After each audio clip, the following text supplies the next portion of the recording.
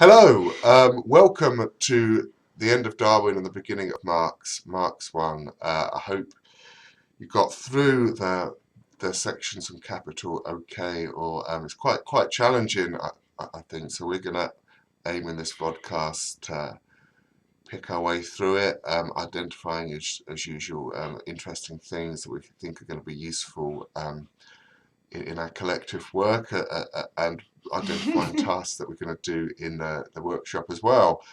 So this is it, Marx I, theories of value, disappear, and as ever I've forgotten how to make this, Fabian, how to disappear. Well, like that, Okay. and then the slideshow. Right, okay. Marx I, as John said, Marx has been haunting us, I think, throughout the course, will continue to haunt us throughout our lives. Jacques Derrida wrote a fucking oh shit, I've just You did it twice though, you swore twice. That's fucking ridiculous. Jacques Derrida wrote an amazing book called Spectres of Marx about our responsibility to Marx's ideas. Actually, in 1992, I think it was published. I highly recommend it. It is amazing. Marxism is an idea, and I don't want to hear any sort of thoughts about how capitalism is the only system that works, because A, it doesn't work, and B, we haven't actually thought through other ways of being in the world, and Marxism is one way of thinking through those other possibilities of being in the world. Right? Okay then. So what I'm going to do is I'm just going to take you through some of the main concepts of the reading for this week, which, as John said, is very challenging. I recommend that you read it in German, which actually I think is, I read it in German over the summer, and in parts it's actually really funny, and he's obviously got amazing metaphors that crop up throughout his writings. So I recommend that you do a class in German.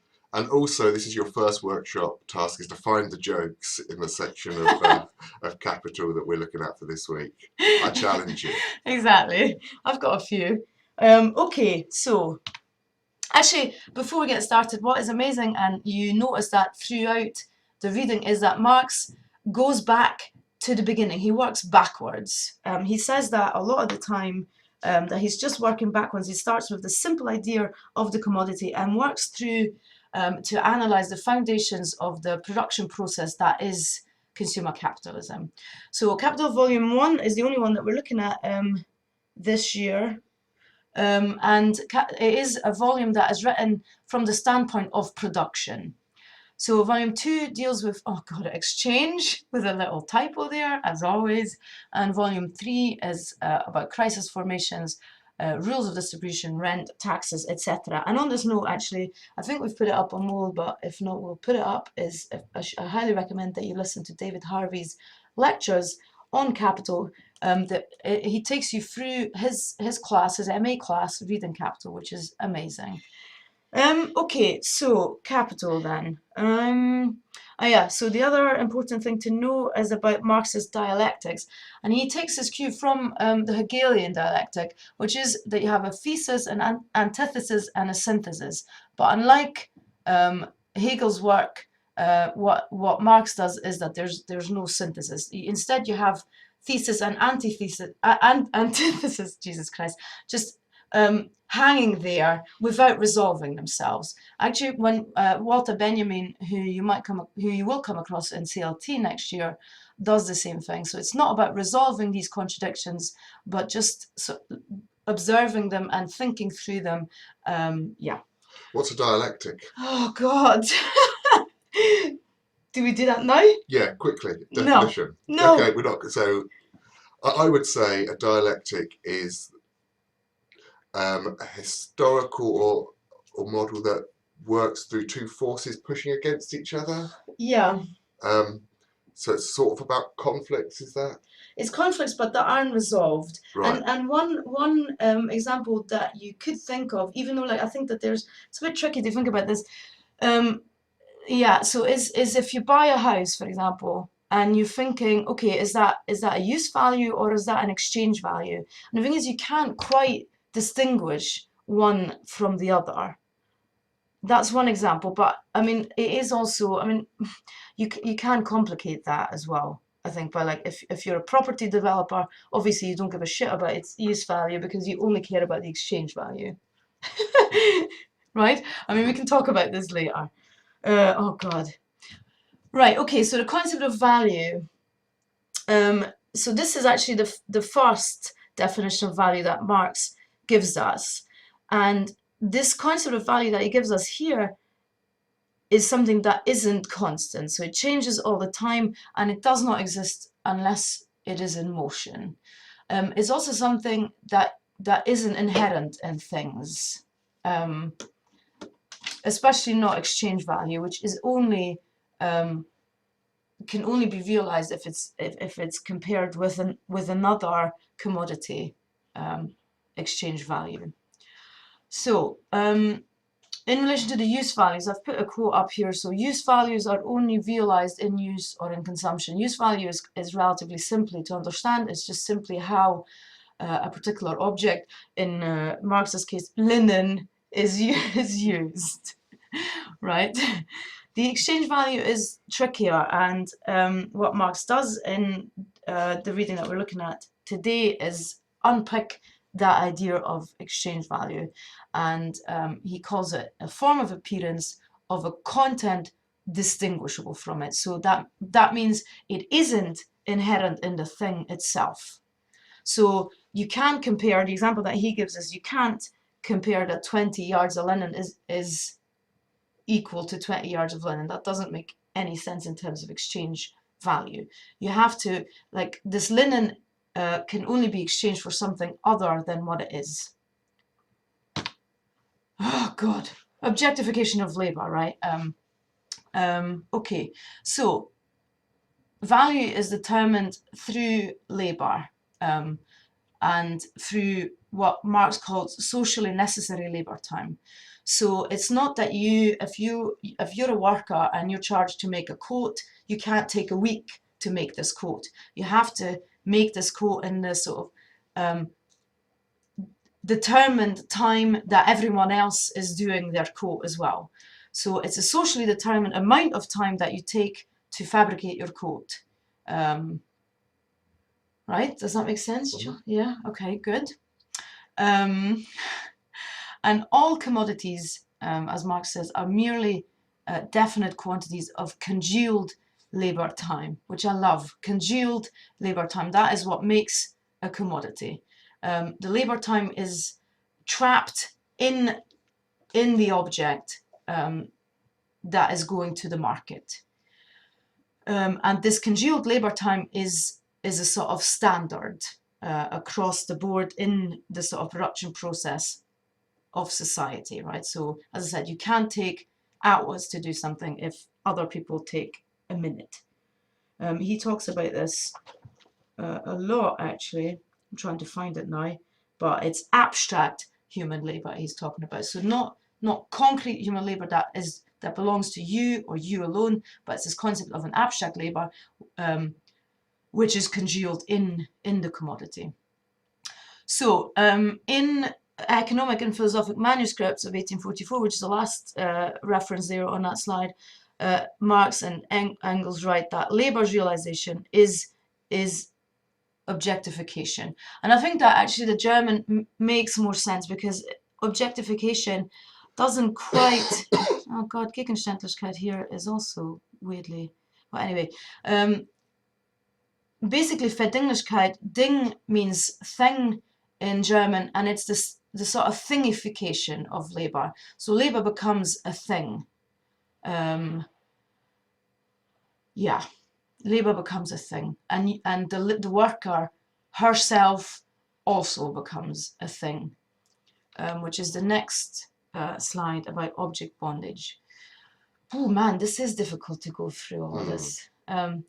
So the worker becomes all the poorer the more wealth he produces, the more his production increases in power and range. The worker becomes an ever cheaper commodity the more commodities he creates. The increasing value of the world of things proceeds in direct proportion to the devaluation of the world of men. Labour produces not only commodities, it produces itself and the worker as a commodity. So that is basically what in Marxist terms is called the reification of the world. So the world which is turning into a world of things. And what capital does to all of us is living beings, whether we are human or non-human, is that it seeks to transform every form of life into labor. Otherwise, you have no value.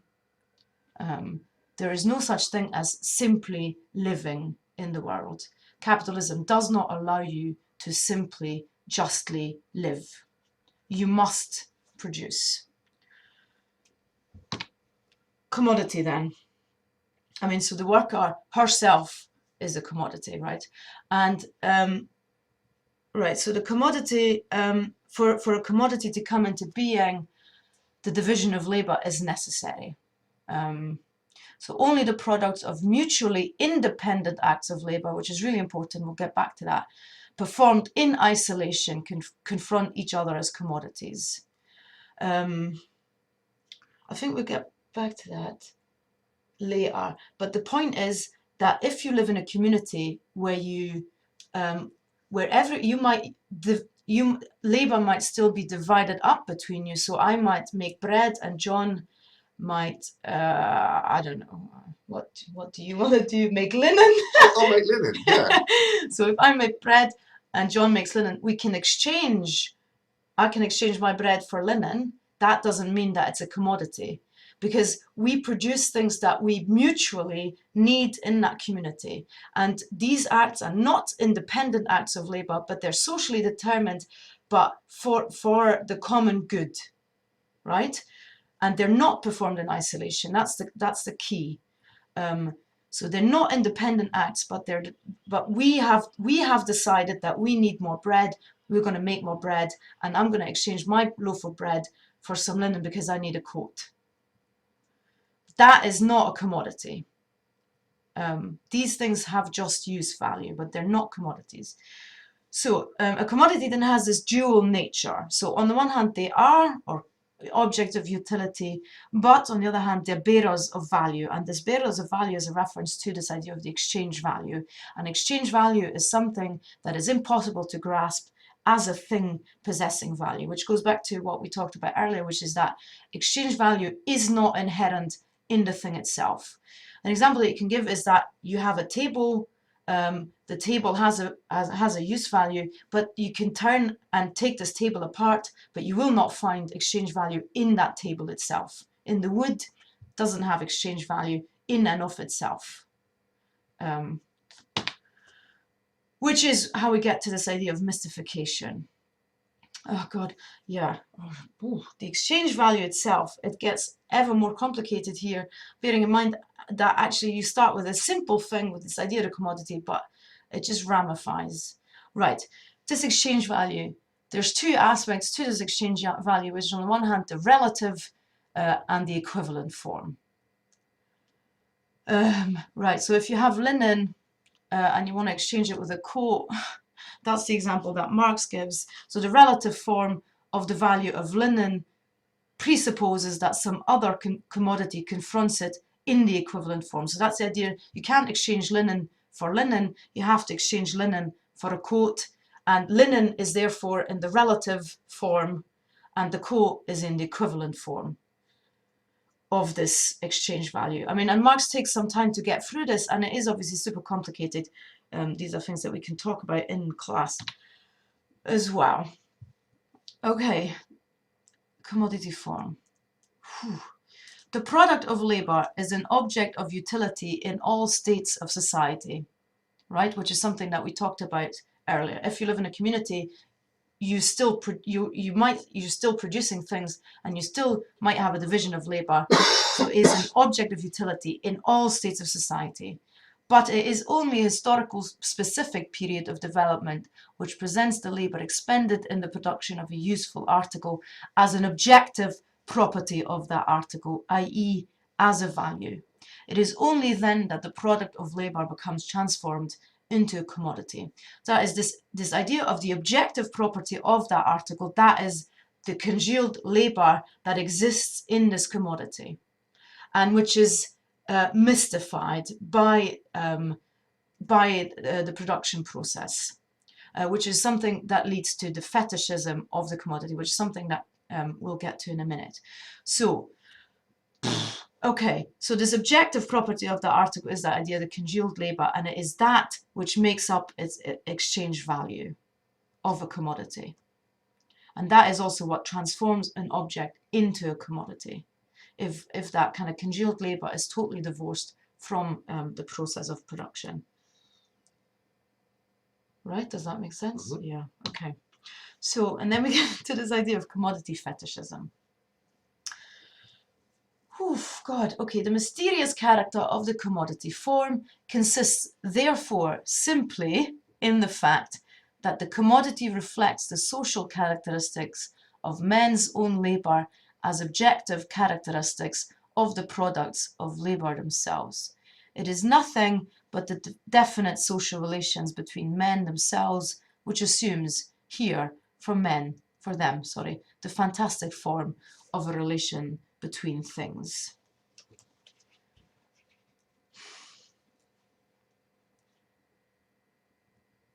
Yeah, so it's again this idea that the fetishism, actually, as a sort of quick aside, I put 165. So Marx also talks about it in terms of light, which is transmitted from one thing, the external object, e.g. the commodity, to another thing, the eye. And actually, if you're interested in this, we have a linkage to Freud here, which is Freud in his essay on fetishism also talks about the way that light catches a particular object. So fetishism somehow linked to light as well, although Freud sort of unpicks that as well. But anyway, so commodity fetishism is about that congealed labour which is trapped in the commodity and which is abstracted from the world of living beings, which is also why this kind of necromancy comes in. And Marx very often in Capital uses Gothic metaphors. So he talks about the vampirism of consumer capitalism. He says that my blood, e.g. the blood of the worker, flows through the veins of the capitalist. And there's very often such metaphors of the undead that move through capital, and it is all to do with that abstraction of labour, trapped in the thing and making us into things ourselves. Basically, also, if you think about it further, it's that, I mean, there's all sorts of interesting people working on the idea of anti-politics, because the idea that they've got is that politics destroys sociality, because it makes, and consumer capitalism makes everything, the only thing that it makes possible is relations between things, not between living beings. And the idea, obviously, that Marx has with Capital, and generally the idea of Marxism, is that you unpick how consumer capitalism works in order to be able to bring about its demise. So it's about raising everything to the ground. And you do that by the process of critique of this process of production. So the veil is not removed from the countenance of the social life process, i.e. the process of material production, until it becomes production by freely associated women and stands in their conscious and planned control. So that means going back to our community where we all work together and where we decide what we need, and is not determined purely by some abstract process which says we're just going to produce all these useless objects, but we determine what we need. And it's not, and we don't produce these things purely for their exchange value. We make them because they're useful for us, because we need them. So I'm gonna draw out one or two threads from the reading and refer back a couple of times to what Fabienne said in order to make some connections between Marx and Darwin. So one of the things we hope will happen on this course is not that you just get a better understanding of these three really important thinkers, but you get some sense of the ways in which their philosophies speak to one another. So I'm going to begin with a bit of etymology in order to illustrate the way in which economy is involved with the idea of ecology. So Marx, of course, is a political economist, and all of capital is obviously about economic processes. And it has, you can immediately see a common root with ecology, which is, of course, Darwin's prime concern. So a bit of Greek. Oikos, the household, nomein, manage, gives us oikonomia, the managing of a household, which is where we get economy from. So household management, looking after your affairs, balancing the books. This is the root of economy. Quite similar to ecology. So I'm glossing oikos differently here, though it's like the same word as habitation, which is perhaps how it would appear pertinent in the ecological sense. Logia, the study of, and I move from the Greek to the German here, ecology, because ecology is coined in 1869 by Ernst Haeckel, writing in the German. So a common root, that Ernst Haeckel's coinage of ecology gives us a little bit more understanding of how ecology and economy might be understood as being in relationship to one another. By ecology, Haeckel writes, we mean the body of knowledge concerning the economy of nature, the investigation of the total relations of the animal, both to its inorganic and to its organic environment, including, above all, its friendly and inimical relations with those animals and plants with which it comes directly or indirectly into contact. In a word, ecology is the study of all those complex interrelations, which is something I'll come back to shortly, referred to by Darwin as the conditions of the struggle, another thing I'll come back to shortly, for existence. So the idea of the economy of nature is actually a very old idea, the idea that nature is in balance, that theologically God manages the household of the world, as it were. And this is to do with movement. Fabian was talking about how capitalists do with motion, movement between beings, movements, migrations, exchanges of energy in predation, etc. So economy and ecology are things that work together very closely historically. Just a quick note as well is that capitalism is interesting in that it both makes fluid and freezes things, which is two things that maybe is also something to bear in mind while reading Marx. So it both captures things and reifies them, but at the same time it's about making things liquid. So, yeah. A couple of more specific connections here to a passage we've already looked at from The Origin of Species, very famous last paragraph there, and passage from page 155 of Marx's Capital. 4 different colours here. Are there 4? Yes, there are 4. So these are colour-coded just to illustrate specific ways in which these texts might speak to one another. You could think of these very loosely as analogies, perhaps, ways in which ecology and economy work similarly together as a kind of like almost a metaphorical way, or you might think of more specific connections in the way in which these discourses of ecology and economy that arrive, the same period in the middle of the 19th century, have certain common roots or certain shared rhetoric, certain shared ways of looking at the world. Point 1, in green, entanglement. Fabienne's already talked about interrelationships, so the famous image of the entangled bank, where beings, the tendrils of plants are involved with the tendrils of other plants. Birds, worms are all united together in the damp earth. So this very complex world of interrelation. In Marx we have the value of the commodity expressed in terms of innumerable other members of the world of the commodities. So there's a kind of ecology of commodities, the way in which their meaning is understood through interrelation. Ideas of value in blue here, which is what Marx is all about, what this week in particular is about. I just wanted to highlight perhaps different ideas of value. Value is a big and complicated term, and Marx's theories of value are big and complicated. We're going to continue working with those. Darwin, you have what we might think of perhaps as a different kind of value. So in blue at the bottom, the idea of the most beautiful and most wonderful forms that evolution produces. So this is a more abstract, more spiritual, less easily reified form of value, perhaps a less useful form of value, and use is something I'll return to in a minute. We began Darwin, moving on to the yellow section, by talking about natural history as a world system, going back to Mary Louise Pratt's book that we looked at in relation to the Voyage of the Beagle. And capitalism, of course, now has the status of a world system. And the idea of the world or the planet is something that I've highlighted here to indicate the all-encompassing effects of these theories, that this is not a theory of one thing, but it's almost a theory of everything. The last point is this echo of endlessness. These forms that continue cycling on, the endless series of expression of its value.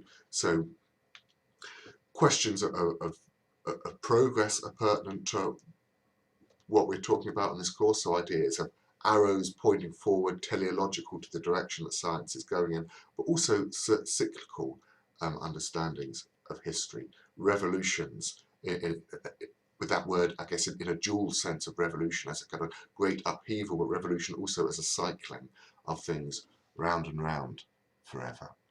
Struggle, more simply, I think, both Marxist theory and Darwinian theory take us back to the idea that these great theories of the world are defined by struggle. And this takes us back a little to the idea of the dialectic, I think, of forces pushing against one another.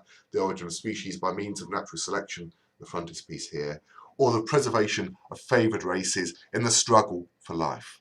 And the first sentence of Marx and Engels' 1848 Communist Manifesto, the history of all hitherto existing societies is the history of class struggles. And struggle is an idea that I think was present in our conversations about Galton and Kropotkin this week as well. We might ponder struggles with Freud too. Just two last points really about the idea of uselessness. Uselessness, I think, has a radical political potentiality, and it's an idea that features both in Marx and in Darwin. So this section from Capital, if a thing is useless, so is the labour contained in it. The labour does not count as labour and therefore creates no value. Uselessness is a kind of heresy for capitalism, and in the neoliberal capitalist age that we live in now, I think that's become even more greatly emphasised. To be useless is to represent an affront against the very idea of an ordered society. And the idea of uselessness, the word useless, I discovered this morning, occurs 32 times in the Origin of Species. So it's something that Darwin comes back to quite a lot. And one of the useless things he dwells on is rudimentary organs, like the appendix, for example, or the tailbone of the human, things that actually have no function for humans. All kinds of organisms have these. The acquisition of a useless part can hardly be said to raise an organism in the natural scale. So the idea of raising organisms in the natural scale, this march of progress, this priapic order of ascending, it is affronted by the idea of uselessness that fails to contribute to it. I think this is my last slide, and this is implicit in what Fabienne said earlier about the lack of inherent features to the commodity and how this represents something of a tension with natural history. What is real? Go and live in the real world, as my bank manager said to me circa 1993 in relation to my overdraft. That's always affronted me. It's in Marx's Capital. So far, no chemist has discovered exchange value either in a pearl or a diamond. So if you look into the organic substance of the planet, you don't see exchange value. The function of objects as commodities is overwritten on them.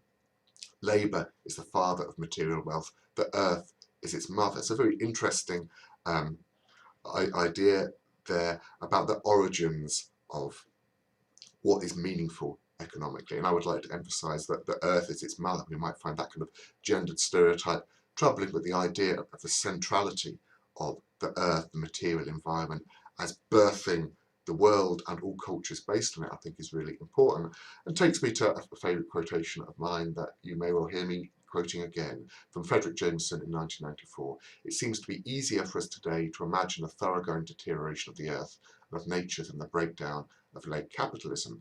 So Marx writes somewhere else that capitalism functions as a camera obscura. Is that the Communist Manifesto, or is that I'm somewhere not else? sure. So a camera obscura is a mechanism that represents the world as upside down. When we look at the world, ideology always reverses things. And this is what happens in the relationship between capitalism and natural history. Capitalism comes to seem to be a first order of reality, hence my bank manager telling me to live in the real world, and everything else is secondary to that. So we can't solve climate change until we have a strong economy. This is what you will hear